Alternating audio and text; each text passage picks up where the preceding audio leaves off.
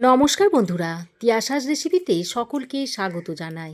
আজ আমি সয়াবিন, ছোলার ডাল আর আলু দিয়ে একটা দুর্দান্ত স্বাদের নিরামিষ রেসিপি আপনাদের তৈরি করে দেখাবো। রেসিপিটা তৈরি করার জন্য এখানে আমি 100 গ্রাম সয়াবিন ঠান্ডা জলে এই 10-15 মিনিট আগে ভিজিয়ে রেখে দিয়েছিলাম। আর সয়াবিনটা ফুলে দেখুন অনেকটাই মোটা হয়ে গেছে। এবার আমি এই সয়াবিন থেকে জলটা চিপে ফেলে দিচ্ছি। তারপর একটা প্লেটের মধ্যে রেখে দিচ্ছি। তবে আপনাদের হাতে যদি সময় কম থাকে তাহলে আপনারা এই সয়াবিনটাকে গরম জলে সেদ্ধ করে নিতে পারেন। এবার আমি এখানে নিয়েছি 1 কাপ মতো ছোলার ডাল। এই ডালটাকে আমি 5-6 ঘন্টা মতো জল দিয়ে ভিজিয়ে রেখে দিয়েছিলাম। আর ছোলা দেখুন খুব ভালোভাবে ভিজে গেছে, আঙুল দিয়ে চাপ দিলেই দেখুন ভেঙে যাচ্ছে। তো দেখুন বন্ধুরা, ছোলার ডাল আর সয়াবিনটাকে আমি রেডি করে নিয়েছি। এবার আমি এই ছোলার ডালটাকে একটা প্রেসার কুকারের মধ্যে ভরে নিচ্ছি। তারপর ওই 2 বাটি মতো জল দিয়ে দিচ্ছি। দেখুন ঠিক এই রকম পরিমাণে জলটা দিয়ে দিয়েছি। এবার আমি এই ছোলার ডালের মধ্যে অল্প পরিমাণে একটু নুন আর সামান্য পরিমাণে একটু হলুদের গুঁড়ো দিয়ে দিচ্ছি। তারপর প্রেসার কুকারের ঢাকনাটা লাগিয়ে 2 থেকে 3টে হুইসেল দিয়ে নেব। এদিকে আমি ততক্ষণে একটা মাঝারি সাইজের আলু খোসা ছাড়িয়ে নিয়েছি। তারপর এই আলুটাকে একটু কেটে নেব।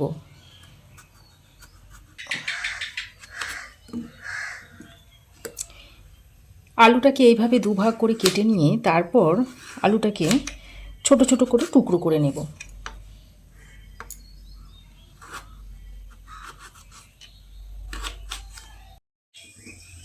তো এরকম আলুটাকে ছোট ছোট করে টুকরো করে নিয়েছি। তারপর এই আলুটাকে একটা পাত্রের মধ্যে তুলে আলুটাকে ভালো করে ধুয়ে নিতে হবে।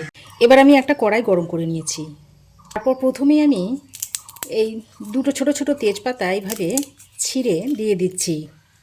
আর 2টো শুকনো লঙ্কা নিয়েছি, এই শুকনো লঙ্কা দুটোকেও ছোট করে ছিঁড়ে দিয়ে দিচ্ছি। তেজপাতা শুকনো লঙ্কা ভাজতে একটু সময় বেশি লাগে বলে তেজপাতা শুকনো লঙ্কাটাকে প্রথমেই দিয়ে দিয়েছি। এরপর আমি এখানে নিয়েছি 1 চামচ মতো গোটা জিরে, 1/2 চামচ মৌরি আর গোটা গরম মশলা। এখানে আছে এলাচ, লবঙ্গ, দারচিনি, সেগুলো এখন এখানে দিয়ে দিলাম। তারপর গ্যাসের ফ্লেমটাকে লো টু মিডিয়ামে করে এই গোটা মশলাগুলোকে ড্রাই রোস্ট করে নিচ্ছি। তো দেখুন হালকা চটপট করতে শুরু করেছে। এবার এই পর্যায়ে আমি মশলাটাকে নামিয়ে নেব।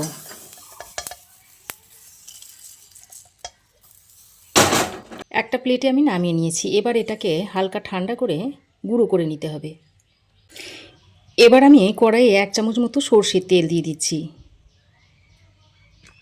তো তেলটাকে ভালোভাবে গরম করে নিয়ে এবার আমি যে আলুটাকে কেটে ধুয়ে রেডি করে রেখেছিলাম সেই আলুটার মধ্যে দিয়ে দিচ্ছি। এবার আলুটাকে তেলের সঙ্গে নেড়েচেড়ে মিশিয়ে একটু হালকা করে ভেজে নিতে হবে। আলুটাকে 2-3 মিনিট মতো সময় ধরে ভেজে নিয়েছি। আর আলুর গায়ে দেখুন একটা হালকা কালার এসে গেছে।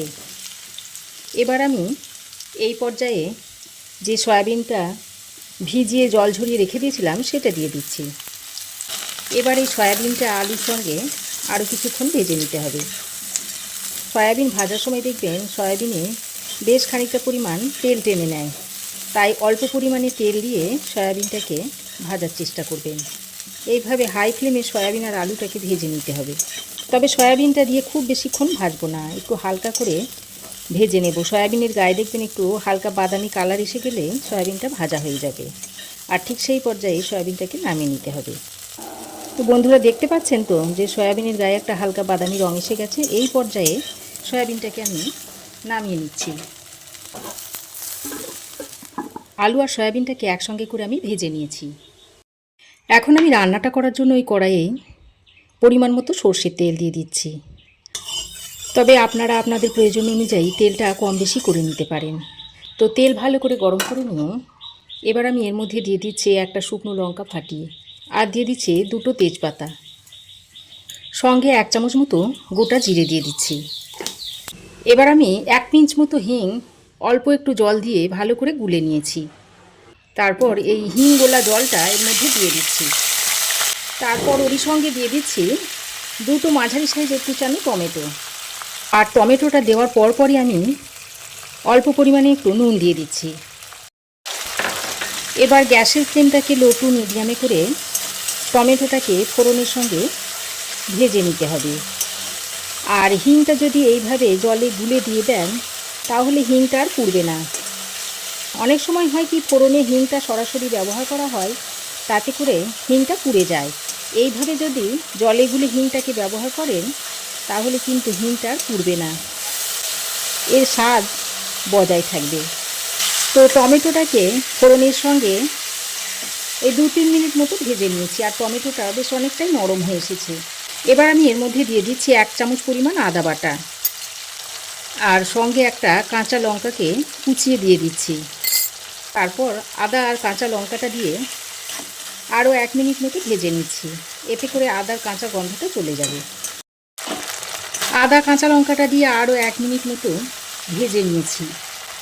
এবার আমি এখানে দিয়ে দিচ্ছি 1/2 চামচ পরিমাণ হলুদ গুঁড়ো, 1/2 চামচ দিয়ে দিচ্ছি ধনে গুঁড়ো, 1/2 চামচ দিয়ে দিচ্ছি জিরে গুঁড়ো, আর রঙের জন্য দিয়ে দিচ্ছি 1/2 চামচ পরিমাণ কাশ্মীরি লঙ্কার গুঁড়ো, আর সামান্য পরিমাণে একটু ঝাল লঙ্কার গুঁড়ো দিয়ে দিলাম। এবার এর মধ্যে অল্প পরিমাণে জল দিয়ে মশলাটাকে খুব ভালো করে কষিয়ে নিতে হবে। দেখুন মশলাটা খুব ভালোভাবে কষিয়ে নিয়েছি, আর দেখুন মশলা থেকে খুব সুন্দর তেল ছাড়তে শুরু করেছে। আর এদিকে মশলা কষাতে কষাতে আমি এখানে 1 টেবিল চামচ পরিমাণ পোস্ত জল দিয়ে ভালো করে বেটে নিয়েছি, সেটা দিয়ে দিচ্ছি। আর এই পর্যায়ে গ্যাসের ফ্লেমটাকে একদম লোতে করে রেখেছি। পোস্তর বাটিতে অল্প পরিমাণে জল দিয়ে সেটা এখানে দিয়ে দিলাম। এবার আবারও খুব ভালো করে মিশিয়ে নিচ্ছি।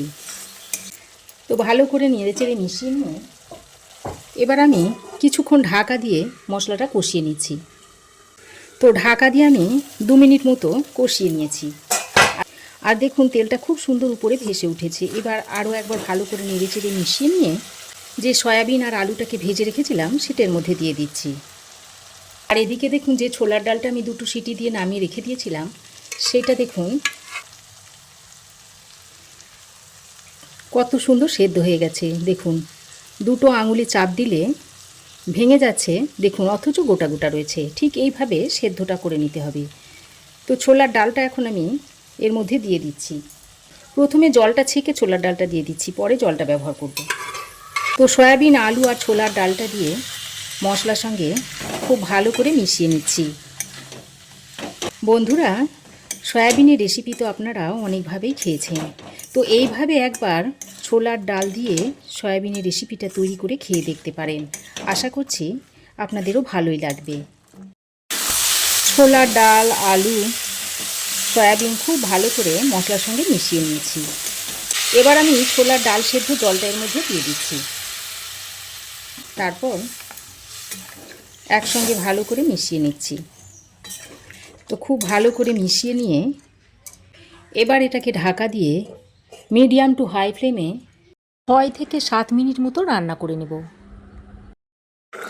মিডিয়াম টু হাই ফ্লেমে 6-7 মিনিট মতো আমি রান্না করে নিয়েছি। আর দেখুন সব কিছু ভালোভাবে রান্না হয়ে গেছে। আলু দেখুন খুব সুন্দরভাবে সেদ্ধ হয়ে গেছে। এবার আমি এইভাবে একটু খুন্তির সাহায্যে চেপে চেপে দিচ্ছি, এতে করে কয়েকটা আলু ও ডাল গলে যাবে আর ঝোলটা অনেকটাই গাঢ় হয়ে যাবে, তখন খেতে খুবই ভালো হবে। তো একসঙ্গে ভালো করে নেড়েচেড়ে মিশিয়ে নিয়ে এবার আমি স্বাদের ব্যালেন্সের জন্য এখানে 1/2 চামচ পরিমাণ চিনি দিয়ে দিলাম। এবার আমি যে ভাজা মশলাটা গুঁড়ো করে রেখেছিলাম সেটা সবটাই এখানে দিয়ে দিচ্ছি, আর সবশেষে কিছুটা ধনেপাতার কুচো এভাবে দিয়ে দিচ্ছি। তারপর আবারও সব কিছু একসঙ্গে ভালো করে মিশিয়ে নিচ্ছি। আর বন্ধুরা, এইভাবে তৈরি করে আপনারা রুটি, ভাত, পরোটা সব কিছুর সঙ্গেই খেতে পারেন। খেতে অসম্ভব টেস্টি হয়। তো ভালো করে নেড়েচেড়ে মিশিয়ে নিয়ে একটা ঢাকনা লাগিয়ে 2 মিনিট স্ট্যান্ডিং টাইমে রাখার পর রেসিপিটা সার্ভ করে দেখাচ্ছি। তো আলু সয়াবিন দিয়ে ছোলার ডালের রেসিপিটা আমি এখন একটা বাটির মধ্যে সার্ভ করে দিচ্ছি।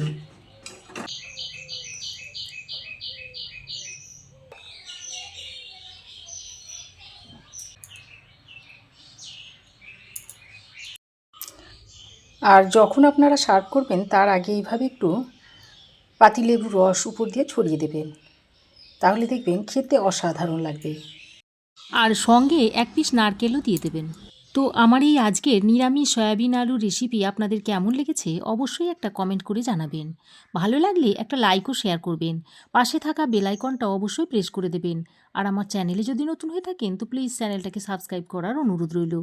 আজ এ পর্যন্তই। আবার দেখা হবে নতুন কোনো রেসিপি নিয়ে নেক্সট এপিসোডে। সে পর্যন্ত ভালো থাকবেন, সুস্থ থাকবেন। ধন্যবাদ।